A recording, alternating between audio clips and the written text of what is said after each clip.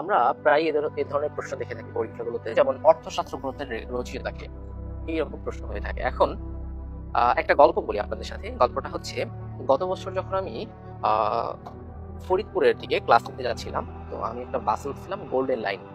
তো বাসে ওঠার পরে আমার সাথে একটা ছেলে উঠে, ছেলেটার কানে বড় দুটা হেডফোন ছিল, বড় হেডফোন যেটা মাথার উপর দিয়ে দেয়। তো হেডফোন দুইটা মানে বাস ওঠার পরপরই হেডফোন দুটো লাগাই ফেললো, এবং ছেলেটা একটু চুলকুল, এই যে খাড়া খাড়া করা, মানে ওয়ান কাইন্ড অফ রক টাইপের। কেমন ছেলে বললাম? রক টাইপের ছেলে ছিল। তো বাসে ওঠার পরে আমি তার নাম জিজ্ঞেস করলাম, নাম বলেছিল অর্ক। নাম কি ছিল ভাই তার? অর্ক। তাহলে ছেলেটা ছিল রক টাইপের, নাম ছিল তার অর্ক। তো কিছুক্ষণ পরে সুপারভাইজার আসছে। যারা দূর যাত্রা করেন, দূরে যান কোথাও, দেখবেন যে সুপারভাইজার আসতেছে বাসে। সুপারভাইজার কি জন্য আসে? বাসের টিকিট চেক করতে এবং কে কোথায় যাবে। তো ঠিক সেইভাবে সুপারভাইজার আসলো, এসে ওই ছেলেকে জিজ্ঞেস করতেছে, ওই মামা কোথায় যাবেন? কি বলতেছে? ওই মামা কোথায় যাবেন? আচ্ছা, ও যেহেতু একদম পুরা কানে এরকম হেডফোন টেডফোন লাগায় পুরো ইয়ো টাইপের, মানে হাত পা দুটাই নাচাচ্ছে, তো ও কিছু শুনতেছে না, ও জাস্ট গান গাচ্ছে, করতে শব্দ করতেছে। তো একটা পর্যায়ে সুপারভাইজার যখন অনেক রেগে যায়, তখন ও হেডফোনটা খুলে খুলে বলে, মামা তুমি কিছু বললা? মানে একটু পশ টাইপের, তো বললো তুমি কিছু বললা। তো দেখেন এখান থেকে আমরা কি শিখতে পারি, এটা তো গল্প। এই যে প্রথমে র দেখেন, র হচ্ছে লেখা যায় রাস্তরঙ্গ, আর এই রকের পদে লেখা যায় কলহন।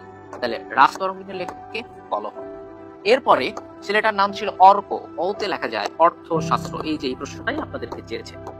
অর্থশাস্ত্রের পরে কি আছে? ক, কতে কি লেখা যায়? কৌটিল্য।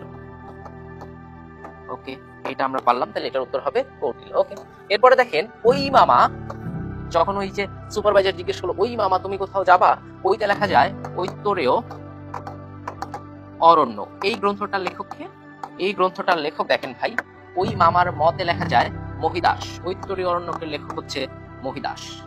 এরপরে ছেলেটা জাস্ট করতেছিল, হাত পা নাচাচ্ছিল, রক টাইপের। এই আতে লেখা যায় আকবরনামা।